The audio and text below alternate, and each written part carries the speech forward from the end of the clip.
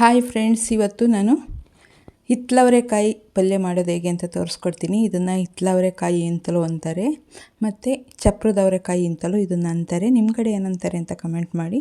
ಬನ್ನಿ ಈಗ ಮಾಡೋದು ಹೇಗೆ ಅಂತ ನೋಡೋಣ. ನೋಡೋದಕ್ಕಿಂತ ಮುಂಚೆ ಇನ್ನೂ ನನ್ನ ಚಾನಲ್ನ ಸಬ್ಸ್ಕ್ರೈಬ್ ಮಾಡ್ಕೊಳ್ಳದೆ ಹಾಗೆ ನೋಡ್ತಾ ಇದ್ದರೆ ಪ್ಲೀಸ್ ನನ್ನ ಚಾನಲ್ನ ಸಬ್ಸ್ಕ್ರೈಬ್ ಮಾಡ್ಕೊಳ್ಳಿ. ಹೊಸ ವಿಡಿಯೋಕ್ಕೋಸ್ಕರ ಬೆಲ್ ಐಕನ್ನು ಕ್ಲಿಕ್ ಮಾಡಿ.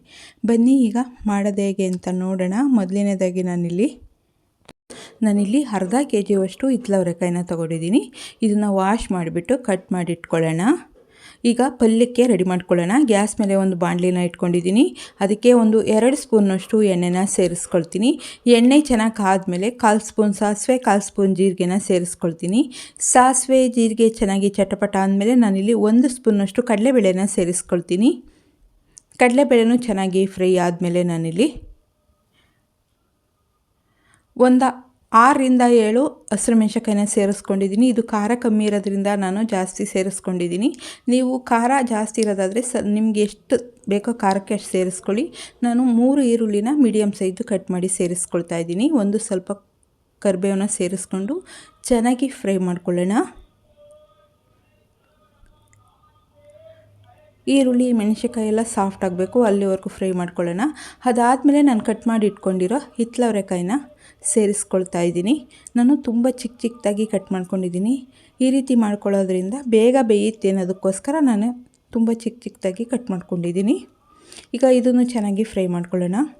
ಪೂರ್ತಿಯಾಗಿ ಒಗ್ಗರಣೆಲೇ ಬೇಯಬೇಕು, ಅಷ್ಟರವರೆಗೂ ಬೇಯಿಸ್ಕೊಳ್ಳೋಣ. ನಾನು ರುಚಿಗೆ ಎಷ್ಟು ಬೇಕಷ್ಟು ಉಪ್ಪನ್ನು ಸೇರಿಸ್ಕೊಳ್ತಾ ಇದ್ದೀನಿ. ಸೇರಿಸ್ಕೊಂಡು ಚೆನ್ನಾಗಿ ಮಿಕ್ಸ್ ಮಾಡ್ಕೊಳ್ಳೋಣ.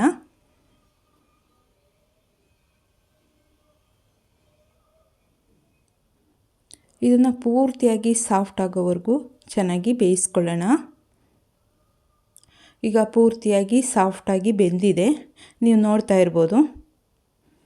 ಈಗ ಬೆಂದಿದ್ದಾದಮೇಲೆ ನಾನಿಲ್ಲಿ ಒಂದು ಚಿಟಿಕೆ ಅರಿಶಿನ ಸೇರಿಸ್ಕೊಳ್ತಾ ಇದ್ದೀನಿ.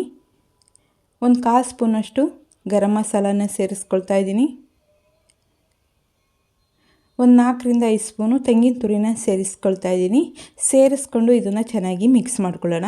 ನಾವು ಆಗಲೇ ಉಪ್ಪು ಸೇರಿಸಿರೋದ್ರಿಂದ ಈಗೇನು ಉಪ್ಪನ್ನ ನಾನು ಸೇರಿಸ್ಕೊಳ್ತಾ ಇಲ್ಲ.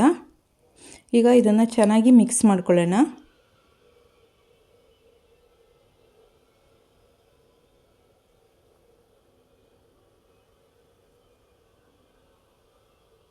ಇದನ್ನು ಚೆನ್ನಾಗಿ ಮಿಕ್ಸ್ ಮಾಡಿಕೊಂಡು ಒಂದು 2 ನಿಮಿಷ ಹಾಗೆ ಸ್ಲಿಮ್ಮಲ್ಲೇ ಇಟ್ಕೊಂಡು ಬೇಯಿಸ್ಕೊಳ್ಳೋಣ.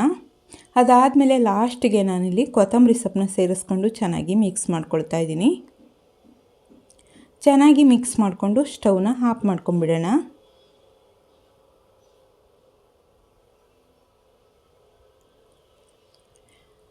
ಈಗ ಹಿತ್ತಲವರೆಕಾಯಿ ಪಲ್ಯ ರೆಡಿಯಾಗಿದೆ. ನೀವು ನೋಡ್ತಾ ಇರ್ಬೋದು. ನಾನೀಗ ಸರ್ವ್ ಮಾಡ್ಕೊಳ್ತಾ ಇದ್ದೀನಿ. ಇದು ರೊಟ್ಟಿ, ಚಪಾತಿ, ದೋಸೆಗೆ ತುಂಬಾ ಚೆನ್ನಾಗಿರುತ್ತೆ. ಊಟದ ಜೊತೆ ಸೈಡ್ ಡಿಶ್ಶಾಗಿ ಇದನ್ನು ಬಳಸ್ಕೊಳ್ಬೋದು.